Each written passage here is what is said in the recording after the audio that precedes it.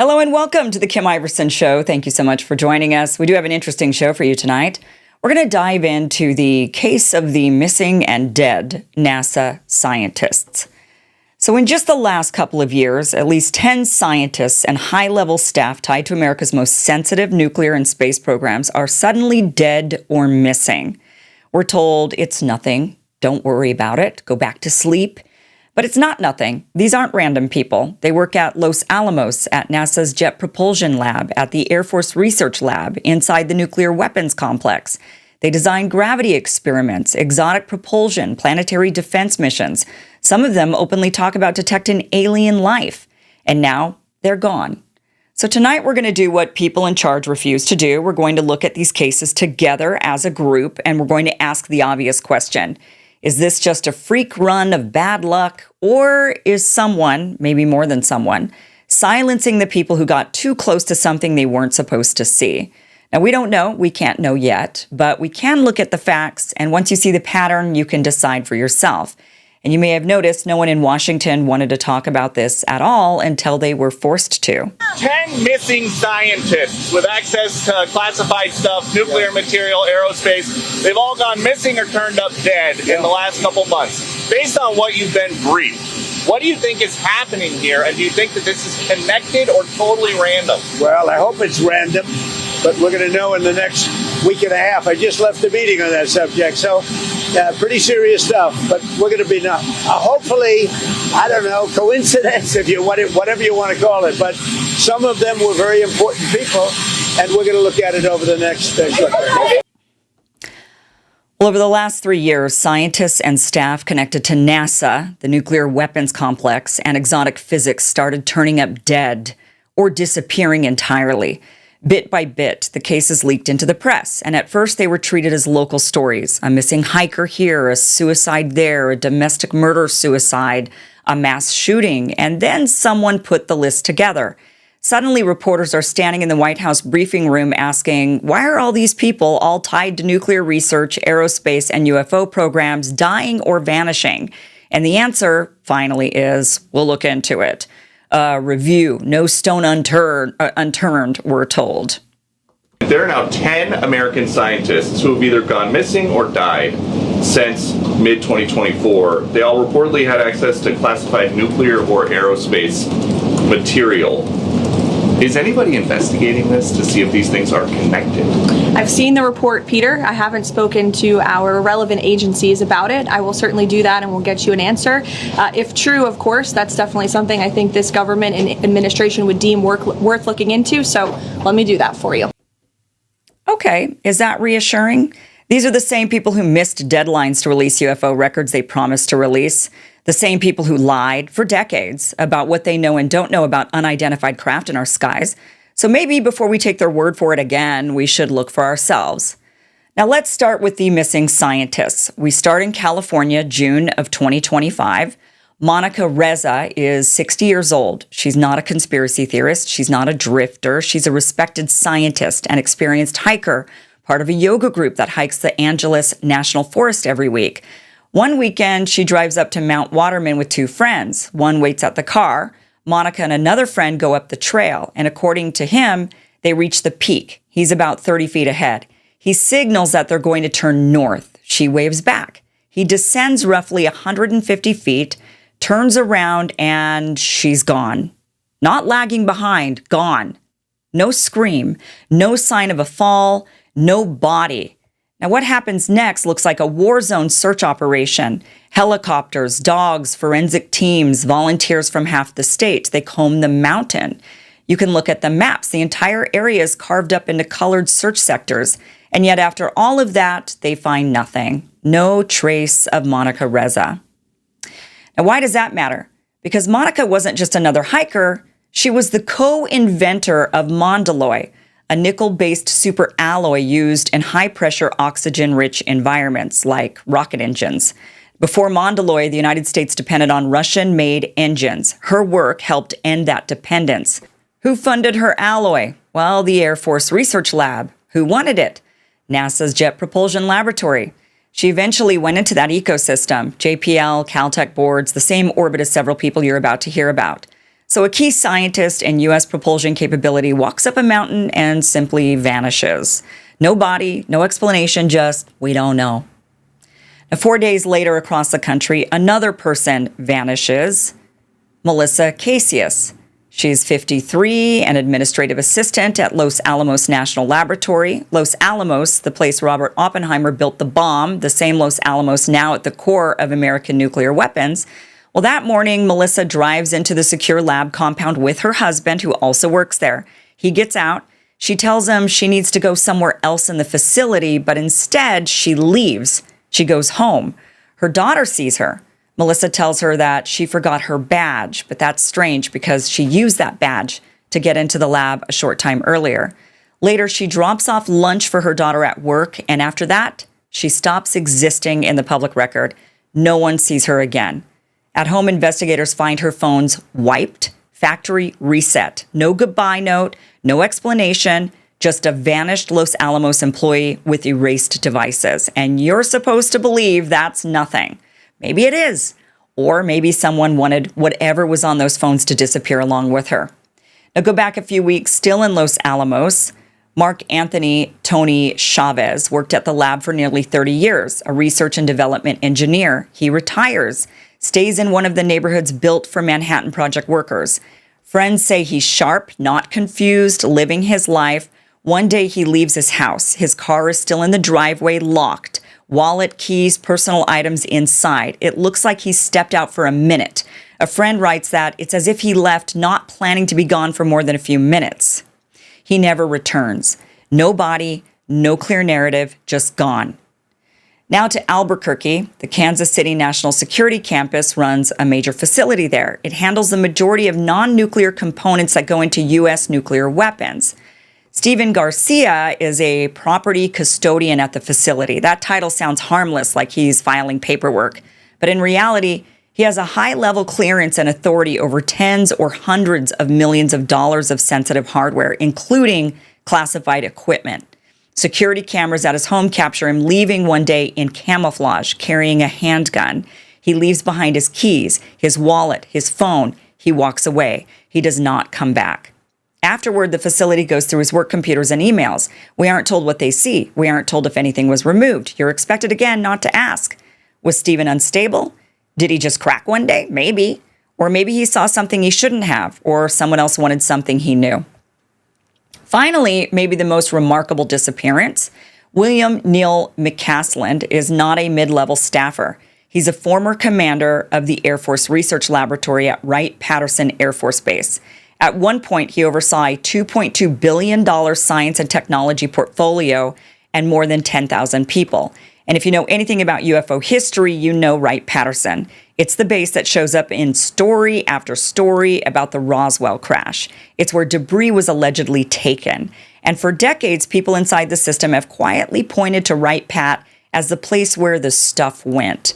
In leaked emails from 2016, musician turned UFO researcher Tom DeLonge told Clinton campaign chair John Podesta that McCasland was in charge of the lab that handled Roswell materials and that McCasland was helping him assemble an advisory team to talk about UFOs. This is not internet gossip. Those are real emails.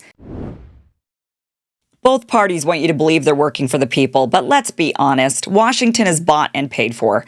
Big corporations in Wall Street get bailed out while working Americans get left with higher prices, shrinking savings, and endless promises that never materialize. The system is corrupt, and when it breaks, they won't be the ones paying the price. We will. That's why I put my trust in something outside of their control. Physical gold and silver from American Hartford Gold. Precious metals are real, tangible, and they've held their value through every economic collapse in history. You can have them delivered straight to your home or secured in a tax-advantaged gold IRA. American Hartford Gold has an A-plus rating with the Better Business Bureau and thousands of five-star reviews. And right now, when you call and mention my name, Kim, you can get up to $15,000 in free silver with your purchase. So call 866-584-3884 or text Kim to 65532. That's 866-584-3884 or text Kim, K-I-M, to 65532. Don't wait for politicians to fix a system they benefit from. Protect yourself today. After leaving the Air Force, McCasland joins the board of a defense nonprofit, co-founds a consulting firm with a DARPA veteran, stays plugged into the world that lives between the Pentagon and the intelligence community. Then one day at his New Mexico home, his wife leaves for a short appointment, and when she comes back about an hour later, he's gone. What's missing? His hiking boots, his revolver, his wallet. His phone is still in the house. And if you're planning to disappear, do you leave the phone, the one device that can tell the world where you go, sitting on the table? If you're planning to take your own life, do you leave no note, no text, nothing? We don't know. Now, his wife later posts on Facebook that he had no dementia, that he wasn't confused, and that he had no special knowledge of Roswell bodies, while joking that maybe aliens beamed him up to the mothership. She might be right. She might be deflecting. What we can say is simple. The former head of the Air Force Research Lab, whose name appears in leaked UFO emails, has vanished. No one in authority seems eager to talk about it. Now to the scientists who didn't just disappear. Let's talk about the ones who died. In June of 2022, in Huntsville, Alabama, 34-year-old researcher Amy Eskridge died of what local authorities called a self-inflicted gunshot wound. She was young, brilliant, and by all accounts, right in the middle of her work and social life. Amy co-founded something called the Institute for Exotic Science with her father, a former NASA scientist, and their focus? Quantum computing, gravity modification, metamaterials, exotic propulsion and communications. They literally showed slides tying their gravity work to research at Wright-Patterson Air Force Base. So yes, flying saucer physics. The stuff we've been told for 70 years is ridiculous.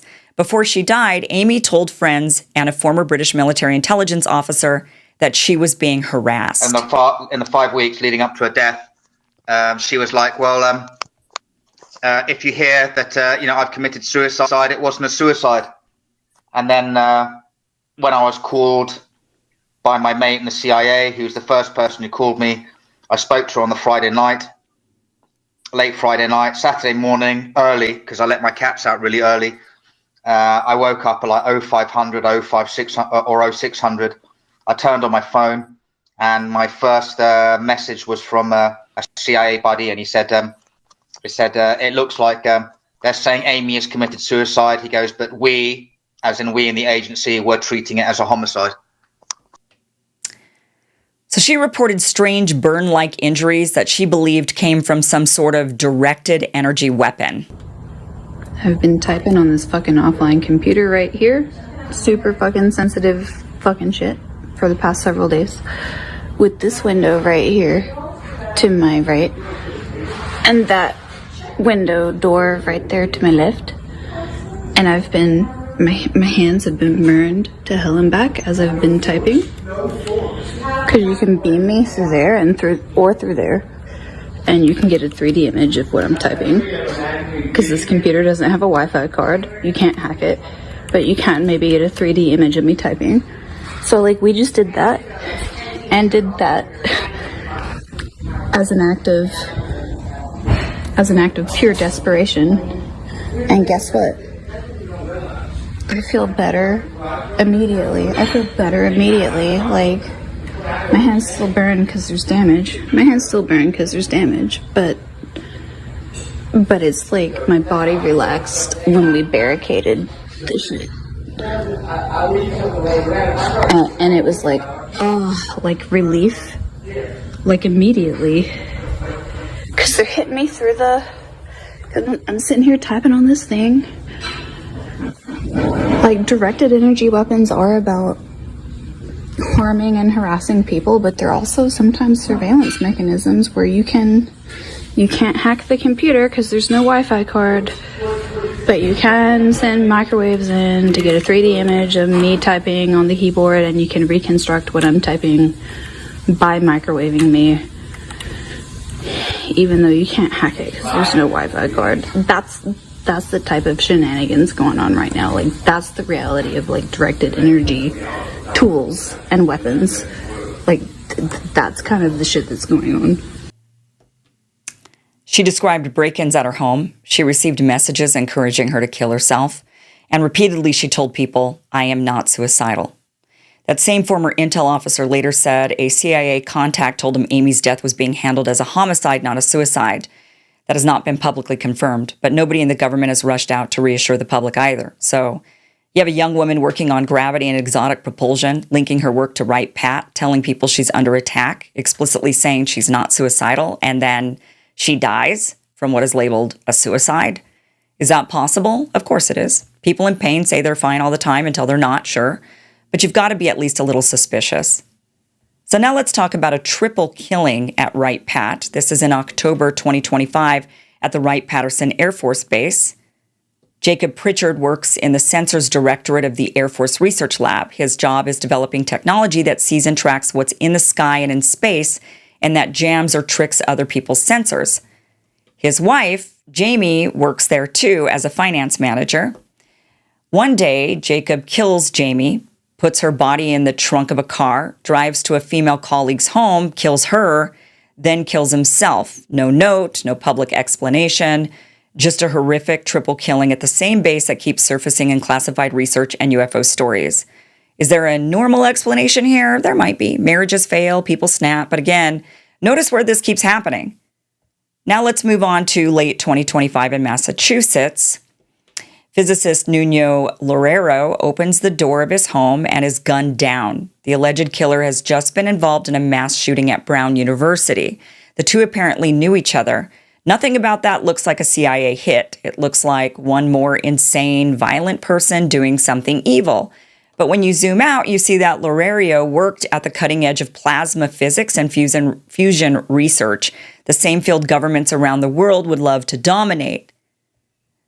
Now back to Jet Propulsion Lab. Michael David Hicks, 24 years at JPL, working on near-Earth asteroid tracking, the DART planetary defense mission, and the Dawn probe into the asteroid belt. He dies in 2023 at the age of 59. No public cause of death, no autopsy details released. Frank Mywald, 25 years at JPL, leading development of technology to detect biosignatures, chemical fingerprints of life in and beyond our solar system. He dies in 2024 at 61. Again, no detailed public cause of death. Caltech astrophysicist Carl Grillmeyer spends his career finding faint structures in the galaxy, including evidence of water on planets orbiting other stars. He worked as an instrument specialist on NEO Surveyor, a mission designed to find and characterize near-Earth object asteroids and comets that could threaten the planet. He had a problem, a man repeatedly trespassing on his property. He reported the man. Days later, Grillmeyer is found on his porch with a gunshot wound to the chest. Police arrest the same man carrying a gun and charge him, but later those charges are dropped and the man is released. We're not told why. It could be a botched local prosecution. It could be something else. All we know is that another scientist working at the intersection of planetary defense and exoplanets winds up dead in a way that conveniently fits a simple local narrative. So what ties all of this together? We don't know if all of these cases are connected. We don't know if any of them are. But when you step back, you can't miss the pattern. Who are all of these people? They built and maintained the nuclear arsenal. They developed new materials for rocket engines so we don't rely on foreign powers. They track and sometimes try to deflect asteroids that could hit the Earth. They design sensors and electronic warfare systems that see what's in the sky. They develop tools to detect alien life.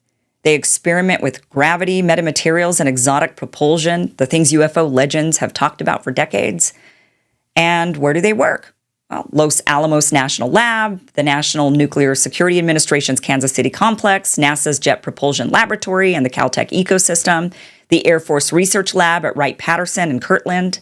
The exact nodes you would expect to see if there were a hidden arms race over new strategic technologies, a black ops program dealing with recovered exotic materials, or both. Could this all be coincidence? Statistically, in a big enough system, a lot of bad things happen. People fall, people snap, people get sick. But then ask, if you wanted to silence people around sensitive programs or scare others away from talking, what would it look like from the outside? Probably something like this. Isolated tragedies, each with a plausible, mundane explanation, spread across different jurisdictions, with just enough classification and secrecy to keep anyone from seeing the whole picture. So what's actually going on? Well, we can't say for sure, But here are the possibilities, and you can decide which sounds more plausible. Possibility 1, a foreign government could be knocking off our scientists. Foreign intelligence organizations absolutely target scientists at Los Alamos, JPL, Wright-Patt, nuclear facilities. We know that. We arrest their spies occasionally. Now, under this theory, some of these people were being recruited or blackmailed or threatened. Some might have cooperated. Some might have refused. Some might have been removed. If that's true, you'd expect to see exactly what we see.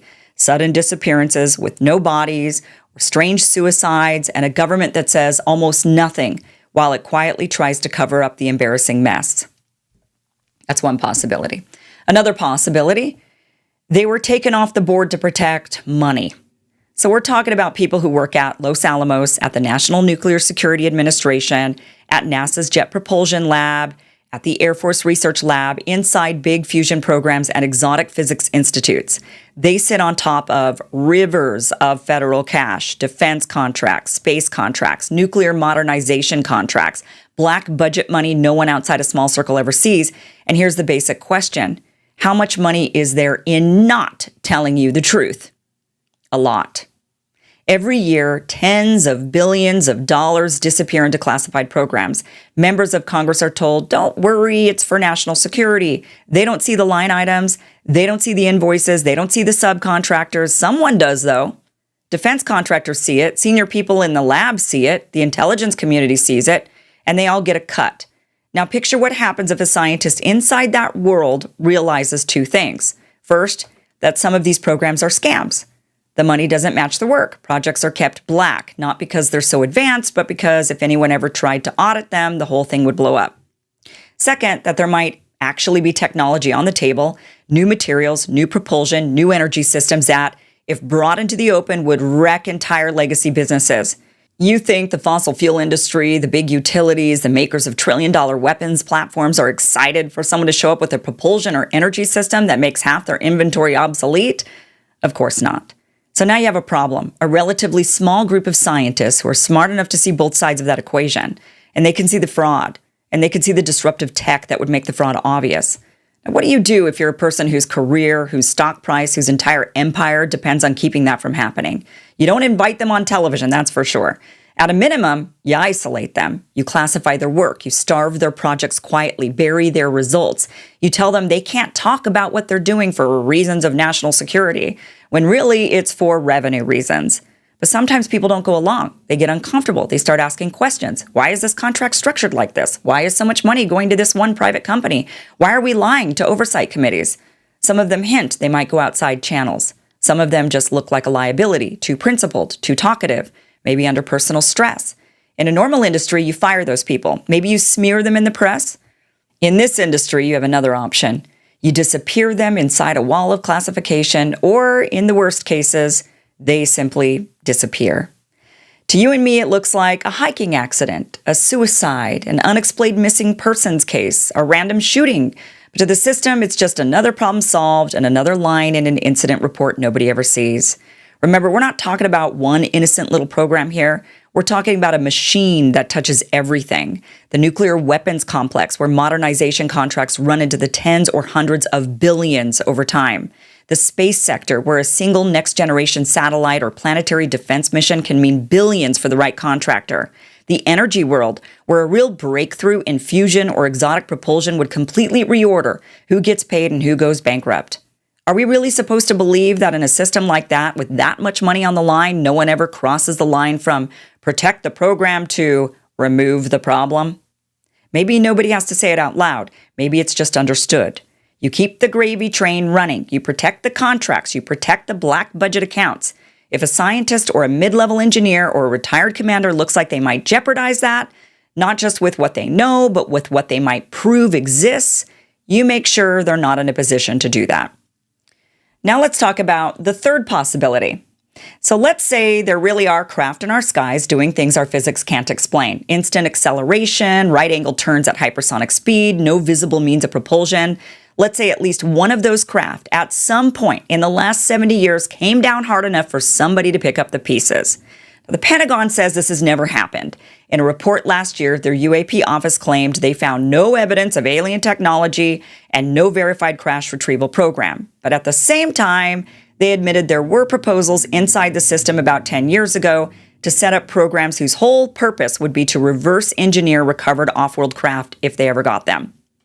So even in the official documents, the idea is not crazy. It's literally written down. They just say they never got the hardware. Okay, take them at their word or don't, but think it through. If there were such technology, if somewhere in some hangar there's a pile of exotic materials and bits of machinery from something that isn't ours, what would that look like from the outside? Who would they need? You need the best people in very specific fields. You'd need gravity and exotic propulsion people like Amy Eskridge, who co-founded an institute for exotic science working on gravity modification, metamaterials, and novel propulsion. She was literally giving talks about gravity modification and said she needs NASA's sign-off before publishing new anti-gravity research. You'd need material scientists, people like Monica Jacinto Reza, who co-invented Mondaloy, a nickel-based superalloy that can survive hellish, oxygen-rich, high-pressure environments, exactly what you'd want if you were trying to build or replicate the skin of a hypersonic craft or something stranger. You'd need fusion and exotic energy physicists, people like Nuno Loureiro, running a major fusion center at MIT dealing with plasmas and magnetic reconnection, the sort of physics that shows up in every serious conversation about advanced propulsion and high-density energy systems. You'd need nuclear weapons and nuclear infrastructure experts, people at Los Alamos and KCNSC like Melissa Cassius, Mark Chavez, and Stephen Garcia, who live inside the most secure nuclear complex on Earth. Nuclear sites have been at the center of UFO reports for decades. Even mainstream outlets now acknowledge that UAPs and nukes go together.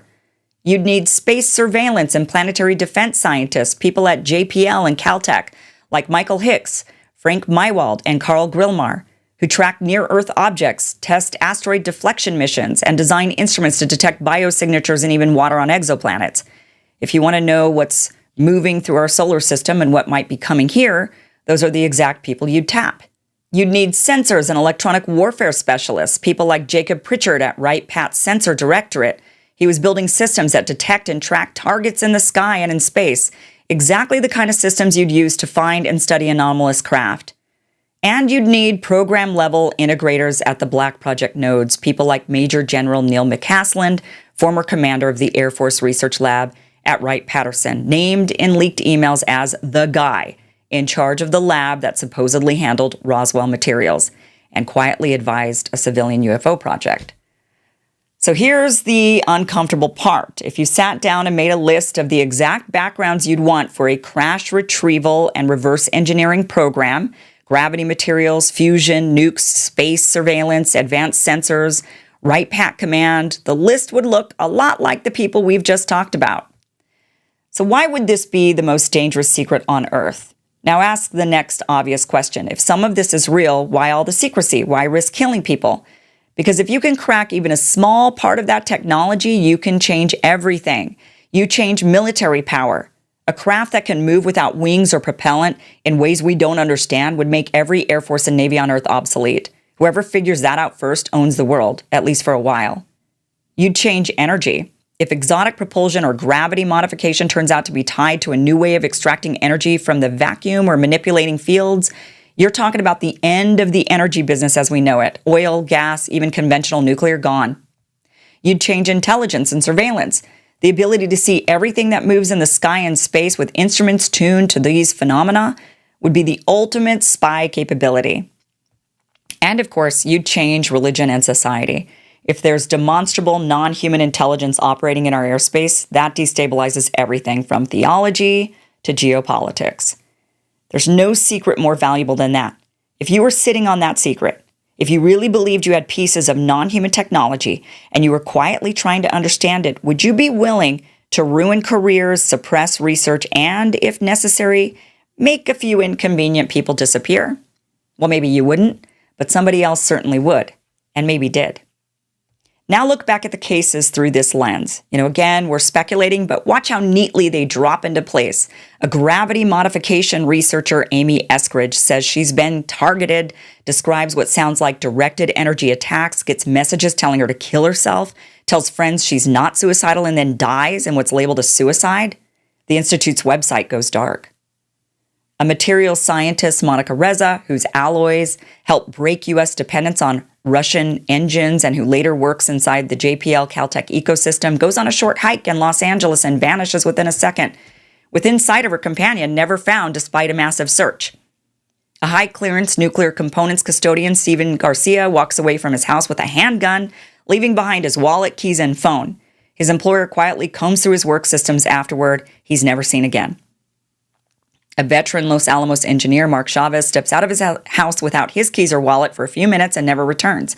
A Los Alamos staffer, Melissa Casillas, goes into a secure site, leaves, tells her family she forgot a badge, drops off lunch, and then disappears. Her phones are found factory reset. A former AFRL commander, Neil McCasland, linked in leaked emails to supposed Roswell material, walks away from his home with his revolver and hiking boots, leaving his phone behind in the kitchen, gone. JPL scientists on planetary defense and biosignature detection, Hicks and Mywall, die with no public cause of death. At the moment, these fields are becoming central to our understanding of threats and life beyond Earth. So is it possible every one of those is an accident, a personal crisis, or a local crime? Sure. But is it likely that a government engaged in some kind of crash retrieval and reverse engineering effort would be perfectly happy if the public also saw it that way? Also, yes. The Los Alamos and Wright Pat UFO trail, this isn't happening in a vacuum. We now know that Los Alamos personnel quietly collected and analyzed UFO reports for decades, including strange green fireball sightings near nuclear sites, treating them as physics problems, not tabloid stories. A cache of alleged Los Alamos UFO files, photos, sketches, technical annotations has reportedly been found in the belongings of a senior cybersecurity official after his death, suggesting that at least some people at the lab considered this a serious technical topic. Wright-Patterson has been at the center of Roswell stories since the 1940s. Books, generals, and now leaked emails all point to its lab as the place where the stuff would go. That's the base where McCasland ran AFRL and where Jacob Pritchard worked on sensors. So when you see people at those exact nodes dying in strange ways, it's not crazy to ask whether they might have brushed up against a subject somebody desperately wants to keep contained. The defenders of the status quo will say, the Pentagon already looked. AARO said there's no crash retrieval program, no alien tech, nothing to see. But two problems with that. AARO itself admits some programs were walled off. One intelligence community-controlled access program was relabeled as UAP reverse engineering in 2021 without justification, then de-established. This tells you that people inside the system were trying to hide something, if only budget lines under the UFO label. Multiple whistleblowers and investigators have testified they were blocked. Journalists like Michael Schellenberger, former program insiders, and others have put sworn statements before Congress claiming there is a crash retrieval effort and that oversight bodies were denied access when they tried to find it. So in the same government that says no evidence also says, well, we didn't get full access to everything people told us about, well, then you're allowed to be skeptical. So let's step back and look at what we've just walked through. In the space of a few years, at least 10 scientists and high-clearance staff, all tied to nuclear weapons, space, surveillance, fusion, and exotic propulsion, are dead or missing. Their cases cluster around the same handful of labs and bases. The causes are murky. The answers from the people in charge are even murkier. Maybe it's foreign governments. Maybe it's money and black budgets. Maybe it's exotic technology and non-human intelligence. Maybe it's some toxic mix of all three. We don't know. But here's what we can say with certainty. The government has already admitted there's enough here to order a federal review. Whistleblowers have testified under oath that crash retrieval and reverse engineering programs exist, that money has been misused, and that people have been threatened and even killed to keep those programs secret. If you believe we have crashed craft, stated earlier, do we have the bodies of the pilots who piloted this craft? As I've stated publicly already in my News Nation interview, biologics came with some of these recoveries. Yeah. Were they, I guess, human or non-human biologics? Non-human, and that was the assessment of people with direct knowledge on the program I talked to that are currently still on the program. And was this documentary evidence, this video, photos, eyewitness? Like, how would that be determined? The specific documentation I would have to talk to you in a skiff about.